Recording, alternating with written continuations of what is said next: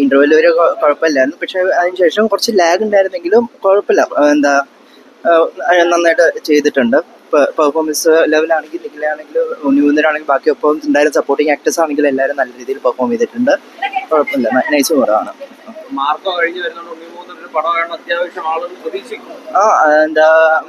മാർക്കുമായിട്ട് compare ചെയ്യാൻ പറ്റില്ല. രണ്ടും ഡിഫറെന്റ് മോഡുലേഷനിലാണ്. മറ്റേന്ന് പറഞ്ഞു കഴിഞ്ഞാൽ അത്യാവശ്യം ആക്ഷനും കാര്യങ്ങളും, ഇതെന്ന് പറഞ്ഞാൽ ഫാമിലി ഓറിയന്റഡ് ആയിട്ടുള്ള മൂവിയാണ്. അപ്പോൾ നമുക്ക് അത്യാവശ്യം കാണാം. വന്നു കഴിഞ്ഞാൽ നമുക്ക് എന്റർടൈൻഡ് ആയിട്ടിരിക്കാം. പിന്നെ കോമഡി എന്ന് പറയാൻ പറ്റില്ല. കോമഡി പ്ലസ് ഇമോഷൻ എല്ലാം കൂടെ മിക്സ് ആയിട്ടുള്ള ഒരു കോംബോ ആണ് അത് സംഭവം. ഒരു ഫാമിലി ഫിലിം. മെസ്സേജ് പ്രധാനമായിട്ടും കുട്ടികളില്ലാത്തവര് വിഷമിക്കരുത്, എല്ലാത്തിനും സൊല്യൂഷൻ ഉണ്ടെന്നുള്ളതാണ്. ഉണ്ണിമൂന്തൻ നന്നായിട്ട് അഭിനയിച്ചു, വളരെ നന്നായിരുന്നു. അങ്ങനെയൊന്നും തോന്നിയില്ല. നമ്മള് കഴിഞ്ഞ വർഷം ഇറങ്ങിയ വിശേഷത്തിന്റെയും ഈക്വൽ ഇറങ്ങിയ അൺബോർഡ് കൺവെന്റ്, ഈ രണ്ടിലും സെയിം സബ്ജക്റ്റ് ആണ്. പക്ഷെ ആ രണ്ട് സിനിമയും നമുക്ക് കാണുന്നവർക്ക് നല്ല ഇഷ്ടപ്പെടുന്ന സിനിമയാണ്. അതേ വിഷയം തന്നെ ഇതിൽ കാണിക്കുന്നു. ഇതിലൊരു ഡോക്ടറായിട്ട് ഉണ്ണി മുകുന്ദൻ, പക്ഷെ അതിൽ ഫേസ് ചെയ്യുന്ന കാര്യങ്ങളൊക്കെ തന്നെയാണ് ഈ സിനിമയിൽ കാണിക്കുന്നത്. അത് രണ്ടും കണ്ടിട്ട് ഇത് കാണാൻ വരുന്ന ആളിന് നന്നായിട്ട് ബോറടിക്കുക. എനിക്ക് തോന്നുന്നു മറ്റേ രണ്ടും ഇതിനെക്കാട്ടി മേലെ നിൽക്കുമെന്നാണ് തോന്നുന്നത് മറ്റേ രണ്ട് ഫിലിമും. പിന്നെ നമ്മൾ ഉണ്ണി മുകുന്ദൻ്റെ വേറൊരു ചെകുത്താൻ റോൾ ചെയ്യുന്ന ഇതിൽ വന്ന ഒരു വളരെ ക്യൂട്ടായിട്ടുള്ള നമുക്കൊരു ഇഷ്ടമൊക്കെ തോന്നുന്ന ഒരു വേഷമാണ് പുള്ളി ഇതിൽ ചെയ്തേക്കുന്നത്. ആ ഒരു ഇതിലൊരു ട്രാൻസ്ഫർമേഷൻ, വേറൊരു പ്രത്യേകിച്ചൊരു വേഷം, അത് മാത്രമേ നമുക്കൊരു ഇഷ്ടപ്പെടാൻ മാത്രമേ ഉള്ളൂ. പിന്നെ നിഖിലയും ഉണ്ണി മുകുന്ദനും കൂടെ ഉള്ള ഒരു കോംബോ നന്നായിട്ടുണ്ട്. പിന്നെ ഇവർക്ക് രണ്ടുപേർക്കും ഒരുപാട് ഹാറ്റേഴ്സും ഉണ്ട്.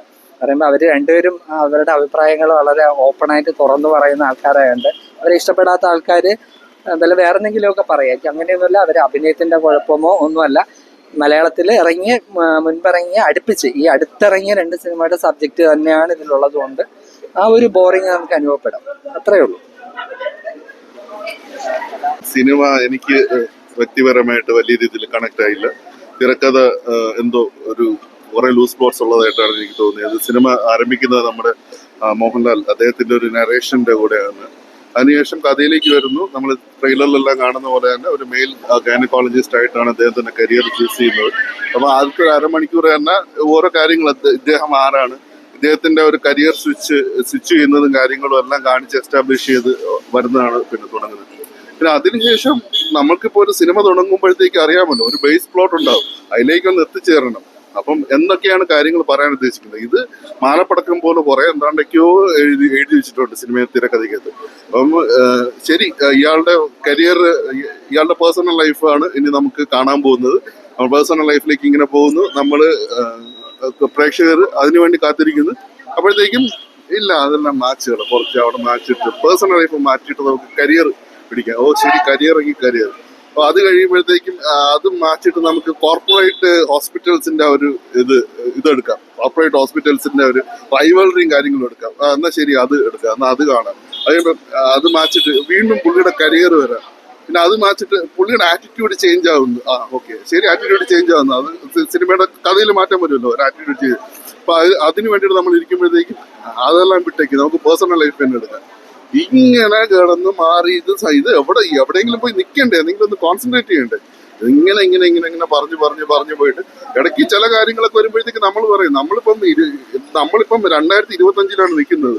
ചില കാര്യങ്ങളില്ലേ നമുക്ക് തന്നെ, ഒരു സാധാരണക്കാരനായ നമുക്ക് അക്സെപ്റ്റ് ചെയ്ത് ബി പ്രാക്ടിക്കൽ എന്ന രീതിയിലുള്ള കാര്യങ്ങൾ വരുന്നുണ്ട്.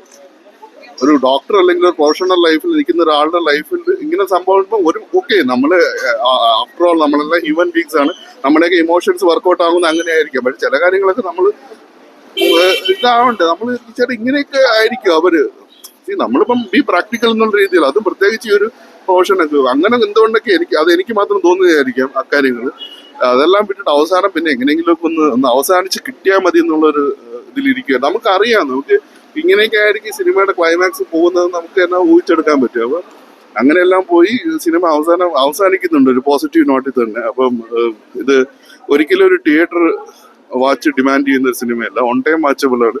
തിയേറ്റർ വാച്ച് ഒന്നുമില്ല, നിങ്ങളുടെ 4-5 ഫോണിൽ കണ്ടു കഴിഞ്ഞാലും സിനിമ അതിൻ്റെതായ രീതിയിൽ ആസ്വദിക്കാൻ പറ്റും.